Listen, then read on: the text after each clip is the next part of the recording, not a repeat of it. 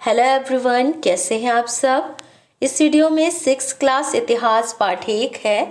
कैसे पता करें कब क्या हुआ था और इतिहास जानने के स्रोत या साधन कह लीजिए क्या होते हैं, कितने हैं, ये जानकारी इस पाठ में है। तो इतिहास क्या है? बीते हुए समय और उस समय के लोगों को जानने समझने का साधन जो है वो इतिहास होता है। यानी अतीत यानी बीते हुए समय में जो घटनाएं घटित हुई, आज से 100-200 साल, 1000 साल पहले जो जो घटनाएं घटित हुई, उन सभी घटनाओं को इतिहास में रखा जाता है। अब उन बातों को हम कैसे जानते हैं, इसके स्पेशली क्या 2 साधन हैं। तो पहला जो साधन है वो पुरातात्विक है और दूसरा साधन है साहित्यिक। अब देखिए, इतिहास को एक तरह से 3 हिस्से में कर दिया गया।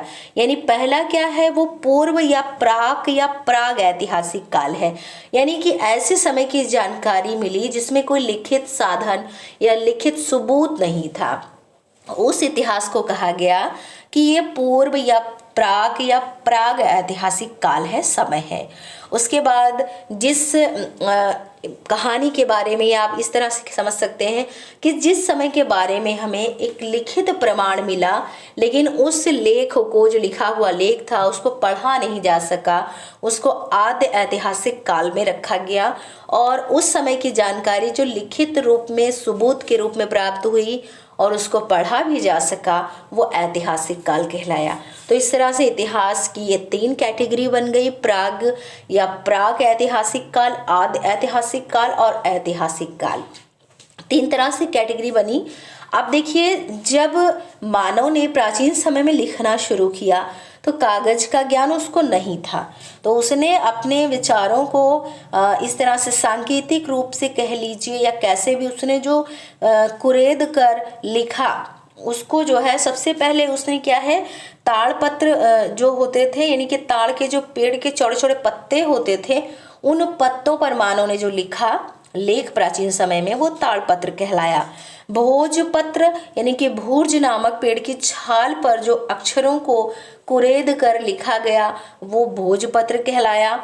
और तांबे के पतले जो है और चपटे उस पर जो है, जो लिखा गया टुकड़े पर, उसको ताम्रपत्र कहा गया। और पत्थर के खंभों पर जो लेख प्राप्त हुए हैं उनको स्तंभ लेख कहते हैं। और पत्थर के चट्टानों पर जो लेख लिखे गए उनको शिलालेख कहते हैं। तो कागज का ज्ञान आप सभी जानते हैं कि जो है शुरुआत कागज का चीन से हुआ है। तो लेखन कला की मिट्टी पर जो प्रमाण है वो मेसोपोटामिया की है।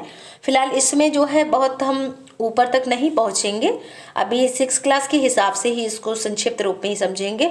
तो यहाँ आपने ताड़पत्र, भोजपत्र, ताम्रपत्र, स्तंभलेख और शिलालेख के बारे में जान लिया है। देखिए, पुरातत्व क्या होता है। पुरा का मतलब होता है प्राचीन या पुराना कह सकते हैं।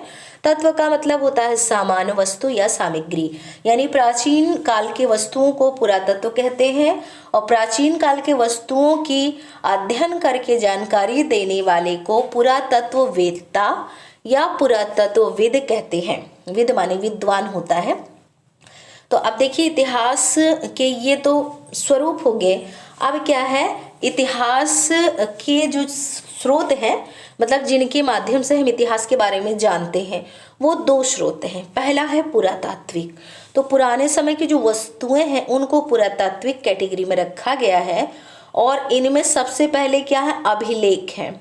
तो जो लेख प्राप्त हुए हैं प्राचीन काल के, जो लेख, चाहे वो अशोक के रोमनदेही अभिलेख की बात हो या कई लेख ऐसे हैं जो प्राप्त हुए हैं, उन लेखों से उस समय की जानकारी, ये किस शासक के समय की जानकारी है और क्या संदेश दे रहे हैं, इस तरह से जो अभिलेखों के माध्यम से जानकारी प्राप्त हुई, वो पुरातात्विक स्रोत में आती है।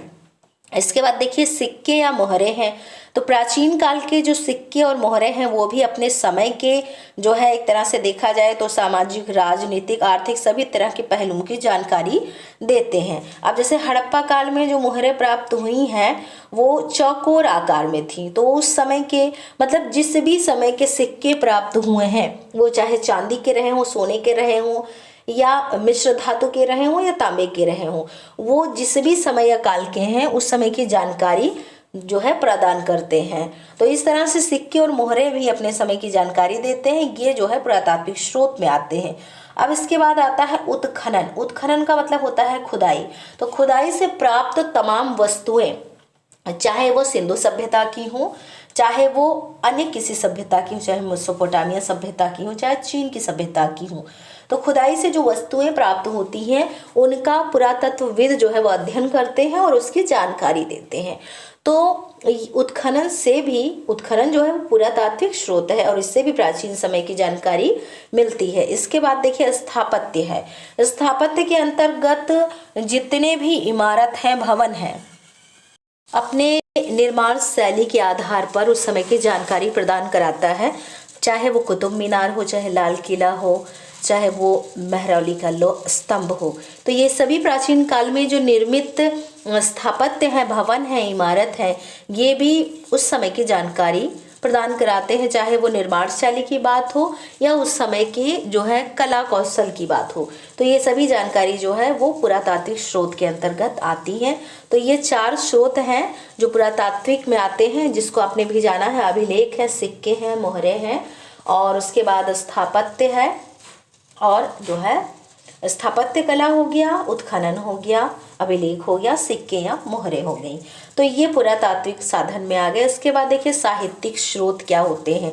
साहित्य के अंतर्गत लेख की बात आती है, और साहित्य में भी 2 कैटेगरी बढ़ जाती हैं, एक ऐतिहासिक की और एक अनैतिहासिक की। अनैतिहासिक वो होता है जिसका जो स्पेशली धर्म से जुड़ा हुआ होता है, या जिस पर हम प्रश्न चिन्ह नहीं लगाते हैं, जिसमें साक्ष्य सबूत नहीं मिलता है, और उससे जो लेख प्राप्त होता है वो अनैतिहासिक में आता है। और जिसका प्रमाण, आप इसको ऐसे समझ सकते हैं कि ऐसे लेख जिनका प्रमाण मिला हो वो ऐतिहासिक हैं, और जिनका साक्ष्य सबूत ना मिला हो और वो क्या है, अनैतिहासिक में आते हैं।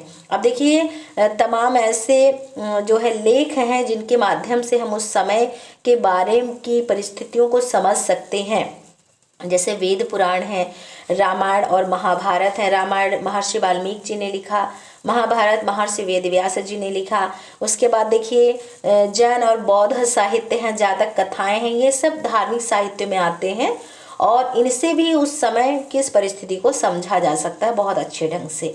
और अब जो है धर्मोत्तर साहित्य में अगर हम देखें तो चाणक्य का अर्थशास्त्र है पुस्तक, राजतरंगड़ी पुस्तक जो है वो कलहड़ ने लिखी है। अब देखिए जैसे अर्थशास्त्र जो पुस्तक है जिसको कौटिल्य या चाणक्य ने लिखा है, तो इसमें मौर्यकालीन समाज की जो राजनीतिक, सामाजिक, आर्थिक, धार्मिक परिस्थिति है इसका उल्लेख या जिक्र किया गया है अर्थशास्त्र में। तो इस तरह से जानकारी प्राप्त हुई ना जो है मौर्यों के बारे में।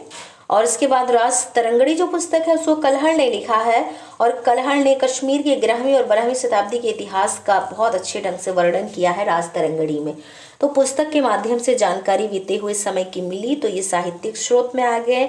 इसके बाद कुछ विदेशी यात्री भी थे जिन्होंने अपने यात्रा वृत्तांत में जो है जिस समय उन्होंने भ्रमण किया, और जहाँ चाहे भारत हो चाहे अन्य देश हो, जहाँ जहाँ उन्होंने परिस्थितियों को देखा उसके बारे में लिखा, तो वो जो है यात्रा वृत्तांत के अंतर्गत आता है। जैसे इंडिका पुस्तक है तो उसको मेगास्थनीज ने लिखा है, ये यूनान के राजदूत थे, और इन्होंने चंद्रगुप्त मौर्य के समय में, चंद्रगुप्त मौर्य के काल में जो परिस्थिति थी समाज की झलक का वर्णन इंडिका पुस्तक में किया है। यात्रा विवरण के बारे में अगर हम देखें तो फाहियान जो कि चीनी यात्री था, इसने गुप्त काल की जानकारी दी है। और यात्रा विवरण की अगर हम बात करें तो हेनसांग जो है ये चीनी यात्री थे, इन्होंने हर्षवर्धन के समय की जो परिस्थिति थी उसका जिक्र किया है। तो इस तरह से विदेशी या जो है यात्रा करने वाले लोगों ने अपनी यात्रा वृत्तांत के बारे में जो लेख प्रदान किया है उससे भी पुराने समय की परिस्थिति के बारे में पता चलता है। तो पहला जो पाठ है ये यही बताता है कि इतिहास जो वो है क्या, और उसको जानने के स्रोत या साधन कौन कौन से हैं। तो आपने इतिहास क्या है, उसको जानने के स्रोत कितने हैं, उसकी परिस्थितियां क्या हैं, इन सब के बारे में आपने जाना। और इस वीडियो में बस पार्ट 1 से ही संबंधित है, नेक्स्ट वीडियो जो होगा वो पार्ट 2 से संबंधित होगा। Thank you.